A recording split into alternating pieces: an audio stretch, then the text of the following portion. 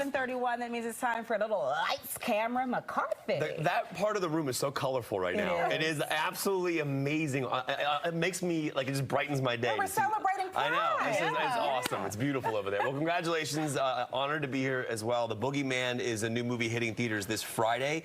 Everybody knows that horror movies are a huge deal at the box office, but right now they are particularly crushing it at the box office. Smile, The Black Phone, Evil Dead Rise have all crossed over $100 million worldwide because people like going to the movies and being scared and a communal experience. And so the actress Sophie Thatcher, if you watch the show Yellow Jackets, she plays the younger version of Juliette Lewis. If you're not familiar with that show, in Yellow Jackets, basically a high school soccer team, girls soccer team, a plane crashes, and essentially their lives are altered heavily by a plane crash. And then the show goes back and forth between the younger version of the characters and the older version of the characters. So Sophie Thatcher plays the younger Juliette Lewis, and we go back and forth kind of seeing how it affected her life. So the reason I'm bringing that up is because she's now also in the movie Boogeyman, which comes out this Friday, and in the film, her character's dealing with a boogeyman that is threatening the lives of her family.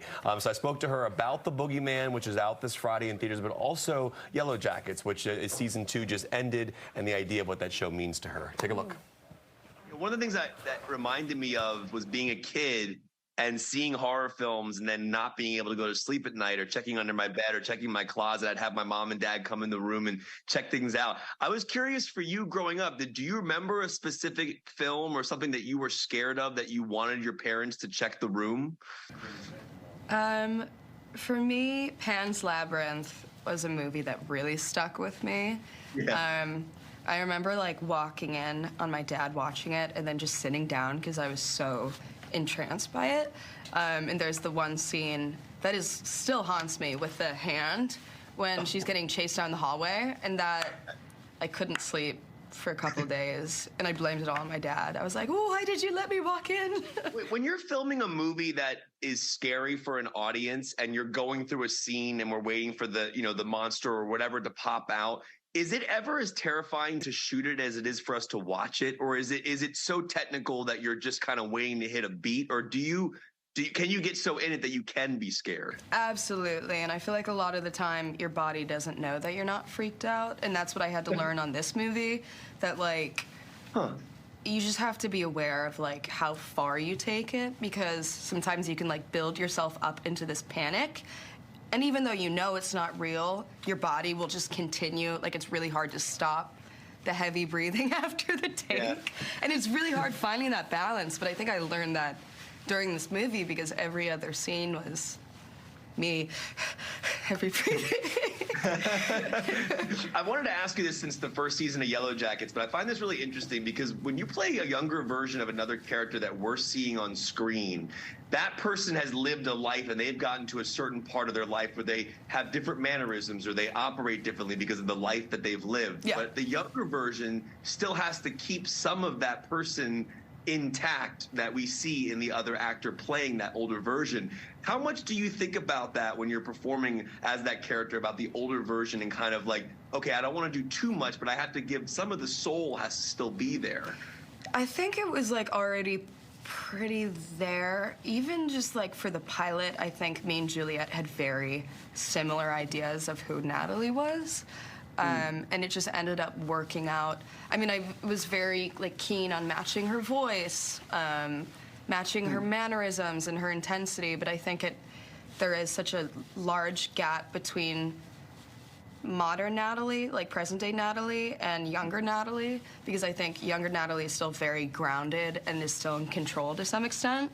And that's like the beauty of the series. You get to see her unravel, and that's what's exciting for me as an actor.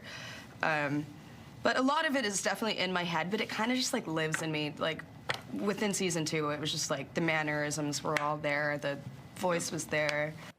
All right, that's Sophie Thatcher. If you're not familiar with her, again, she was in Yellow Jackets, plays the younger Juliette Lewis, and now she's starring in the new horror film, The Boogeyman, which hits theaters this Friday, and we're going to have more interviews coming up next week with some big names, so stay tuned. Ooh, that's exciting. Yeah. Now, back to Yellow Jackets, though. Yeah. Isn't there some cannibalism in that? That show is insane. Yeah, I thought I genuinely insane. Like okay, so on an honest note, after season 1, I stopped watching. Me too. Okay.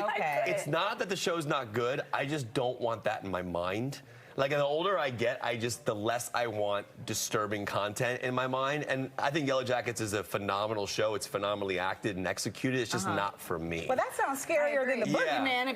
I mean, people. I just find certain things now I don't like to go to bed at night having watched a certain type of material. I try to, it's like putting your phone away or whatever it is. Like those images and those visuals stay in your head as you go to bed at night. Yeah, that's how I am with true crime, actually. I can't watch true crime anymore. I cannot. Me either. Like, I didn't watch that Dahmer show for the exact reason. I did not want to sit in that world. I already have enough in the news that is scaring me every single day anyway. Yeah, so. you better preach. Yeah. But it is kind of cool to see this whole resurgence of the scary movie and people going to support it at the box office. And then being done well. Yeah. Scary movies for a while weren't being done well, and people were just like, but now it's an excitement about them again. Well, you hit on something interesting because horror movies, at some point, they became that Saw hostile, where the word terminology for it was like, people called it like a torture violence. It was like these movies that just like glorified disturbing torture violence, like Saw specifically, or Hostel. I love Saw. I mean, listen, I did. Yeah. No, don't get me wrong. When I was in college on a midnight movie to go with your best friends and go see Saw, it was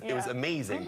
Nowadays, and I'm 39, I don't like watching that stuff life anymore. Experience, right? It's like I don't want that sitting in my head. I mean, I watch enough disturbing things for my job anyways, but a lot of things now are becoming a lot more cathartic and therapeutic, and mental health's becoming a huge center stage. It's a wide array of it's things kind of getting interesting things. Thank you so much, Thank you guys. It's so good to see you guys. I love you guys as always. Good to see y'all.